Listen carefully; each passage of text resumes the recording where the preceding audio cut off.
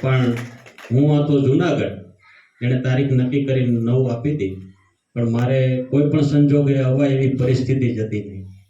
પણ એનો ભાવ ને પ્રેમ વાળા એટલો હતો કે 14 તારીખ આજે મકર સંક્રાંતિ, એના ભાવ અને પ્રેમને લઈ લાલા બાપાએ જ અમને કદાચ આદેશ કર્યો હોય તો હું ખબર આવવું પડે ને. તો સૌથી પ્રથમ વ્યાસપીઠને શોભાવનાર પૂજ્યવર પ્રભુદાસ બાપુ, રામદાસ બાપુ અને સવિતાબા, અમારા અધિષ્ઠાપક અમૃતાબા, તેમજ સમગ્ર લાલજી બાપા પરિવારને મારા સદગુરુ સાહેબ જય ગુરુદેવ, રામ રામ. આમ જોવા જઈએ તો હું જાતિવાદ કરતો નથી, બરાબર સમજજો.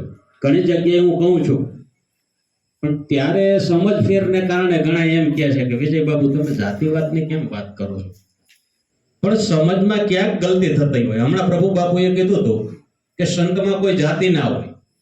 જે 4 વર્ણ વ્યવસ્થા છે, બ્રાહ્મણ, ક્ષત્રિય, વૈશ્ય, શૂદ્ર, એ વર્ણ વ્યવસ્થામાં માનનાર કોઈ સંત હોય તો એને સંત કહી શકાય નહીં. સમગ્ર જાતિનો વિચ્છેદન કરી નાખે અને સર્વમાં એક ગણે એને જ સંત કહેવાય. પણ અહીંયા તો પ્રગટ પરચો એ છે ભાઈ કે સાપને નોળિયાને મેળ બેહે કોઈ દી.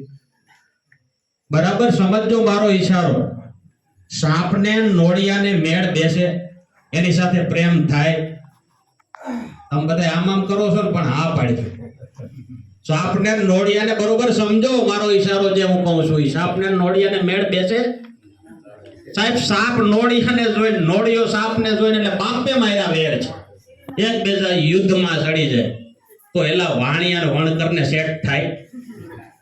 કર્યું લાલજી બાપાએ કર્યું, આનાથી મોટો પરચો કયો જોઈએ? સાહેબ ચિત્રોડાની અંદર રાકેશ પ્રભુ આવતા હોય તો આ ઢોળિયા સાપનું મિલન છે, નહીં સમજાતું? આનાથી વિશેષ કયો પરચો જોઈએ તમારે? ઉત્તર ગુજરાત મારા માટે નવું પડે. હું કોઈ સંતને ઓળખતો નહીં. મારું વતન જુનાગઢ જિલ્લાના